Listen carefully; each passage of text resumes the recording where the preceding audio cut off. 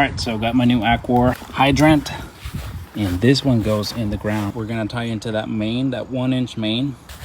We're gonna take it all the way around the pool. So we got this bucket, we're gonna fill it with some river rock or something, and then we got a tree ring down there. We got a 90 NPT to PEX 1/2 inch here.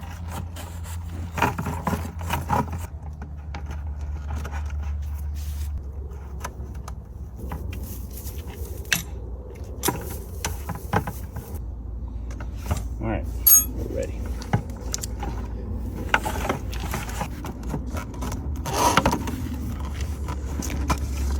There we go. All right, we're about to check drainage.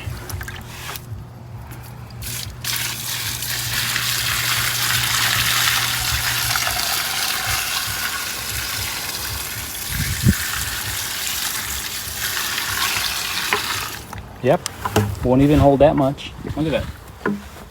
Easily draining down with all those holes in the bottom.